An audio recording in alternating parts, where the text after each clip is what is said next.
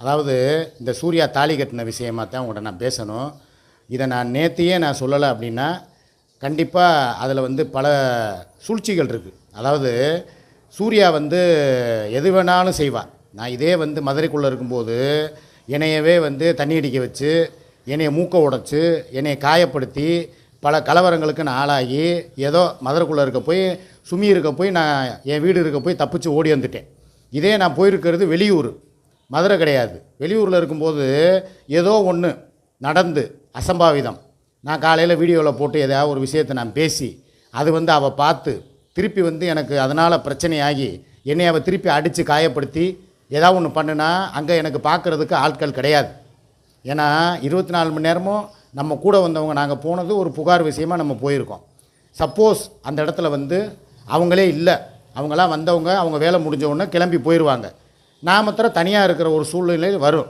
ஏன்னா நாங்கள் 2 பேர், அது போக இன்னொரு நபர் எங்கள் ஊரை தாண்டி போகிறதுக்கு ஒருத்தர் 3 பேர் தான் நாங்கள் திருப்பி ரிட்டர்ன் வந்தது.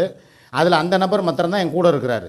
சூர்யாவை பொறுத்த வரைக்கும் எப்போ அவள் ட்ரிங்க்ஸ் அடிப்பா, எப்போ அவள் வந்து மூர்க்கத்தனமாக தாக்குவா, ட்ரிங்க்ஸ் அடிச்சிட்டா அவளுடைய மனநிலை எப்படி இருக்கும், என்னையை பற்றி நீ எப்படி தேவையில்லாமல் இப்படி பேசலாம் வைக்கலாம் அப்படின்னு சொல்லி ஏதாவது ஒன்று வந்து குட்டையை குழப்பி விட்டு என்னை வீம்புக்கு வம்புழுத்து என்னை அடித்து காயப்படுத்துறதுக்கு வாய்ப்பு நிறையா இருக்குது. அதனால தான் என் தங்கச்சிங்க நிறையா பேர் சொன்ன அட்வைஸு, அண்ணே நீங்கள் தெரிஞ்சோ தெரியாமையோ சூர்யா கூட போயிட்டீங்க, அவங்களும் இப்போ உங்கள் கூட தான் இருக்காங்க, எப்படி நீங்கள் அங்கே இருந்தால் பக்கத்தில் இருப்பீங்க, இல்லைனா ஒரே இடத்துல தானே இருக்கீங்க, ஏதாவது ஒரு பிரச்சனைனா உங்களுக்கு சண்டை வந்து ஏதோ ஒரு காயப்படுத்திட்டாலோ வச்சுட்டாலோ உங்களை காப்பாற்றுறதுக்கு அங்கே யாருமே கிடையாது. நீங்கள் போன வேலையை மாத்திரம் முடிச்சுட்டு பக்குவமாக போயிட்டு பக்குவமாக வந்துருங்கண்ணே.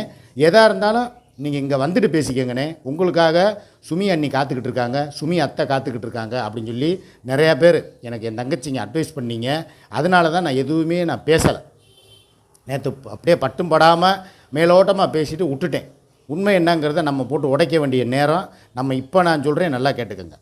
சூர்யாவோட நடவடிக்கை இப்போ இந்த தாலியை வச்சு வீடியோ போடுறது, எனக்கும் சிக்காவுக்கும் கல்யாணம் நேற்று கூட கம்யூனிட்டி போஸ்ட்டில் பார்த்தேன், எனக்கும் சிக்காவுக்கும் திருமண நாள் 13/3/2024 போட்டு கழுத்தில் வந்து 3-4 ஒரு தாலியை போட்டு 3-4 வீடியோ ஃபோட்டோ எடுத்து அதை வந்து அப்லோடு பண்ணியிருக்கிற மாதிரி அவள் வீடியோ போட்டிருந்தா கம்யூனிட்டி போஸ்ட்டில். நானும் பார்த்தேன். இது எதுக்காக இந்த வேலையை செய்யணும், ஏன் வந்து இப்போ இந்த விஷயம் நடந்துக்கிட்டு இருக்கு அப்படிங்கிறத நான் முதல்ல உங்கள்கிட்ட சொல்லிக்கிறேன். என் பேரை முழுக்க டேமேஜ் பண்ணுறதுக்காகவும், என் புகழை கெடுக்கிறதுக்காகவும், என் தங்கச்சிகள்கிட்டருந்து என்னை பிரிக்கிறதுக்காகவும் கொண்டான முழு முயற்சி தான் இது. இதோடைய பின்னணியில் ஒருத்தவங்க இருந்து செயல்படுறாங்க. அது யாருங்கிறதுக்கு வெட்ட வெளிச்சம் உங்கள் எல்லாருக்குமே தெரியும். அதை விட்டுருவோம். ஏன் வந்து, ஏன்னா உங்களுக்கே நல்லா தெரியும், ஒரு ரீல்ஸு போட்டாலோ ஒரு ஷார்ட்ஸு போட்டாலோ சூர்யா கூட சேர்ந்து நாங்கள் 2 பேரும் சேர்ந்து பழைய மாதிரி டூயட் போடலான்னு சொல்லி போனதுக்கே பயங்கரமான எதிர்ப்புகள், பலத்த எதிர்ப்பு. யாருக்குமே அதில் உடன்பாடு இல்லை. கமெண்ட்டை பார்த்தா பூரா பேடு கமெண்ட்டு பூரா கழுவி ஊற்றிருக்காங்க. அடுத்த புருஷனை வச்சுக்கிட்டு உனக்கு இது தேவையா, அடுத்த புருஷன் கூட உனக்கு டூயட் தேவையா, எல்லாம் இப்போ வந்து அப்படி வந்து பிரிக்க ஆரம்பிச்சிட்டாங்க. சுமிக்கு வந்து சப்போர்ட் பண்ண ஆரம்பிச்சிட்டாங்க எல்லாருமே. சுமியத்தை சிக்கா அண்ணன் இவங்க 2 பேர் தாங்க ஜோடி, இவங்க தாங்க உண்மையான தம்பதிகள். வேறு இதில் இடையில யார் வந்தாலும் நாங்கள் விடமாட்டோம். இன்க்ளூடிங் அது சூர்யாவாக இருந்தாலும் சரி, அவங்க 5 வருஷம் வாழ்ந்தேன்னு சொல்லி பேசினாலும் சரி, யாருக்கிட்ட போய் பஞ்சாயத்து வச்சாலும் சரி, எங்கனால இதை ஏற்றுக்கிற முடியாது. சுமியக்கா சிக்கா அண்ணா 2 பேர் தான் ஜோடி. இனிமேல் சூர்யாவுக்கு இங்கே இடமே கிடையாது அப்படின்னு சொல்லி எல்லோரும் முடிவு எடுத்துட்டீங்க.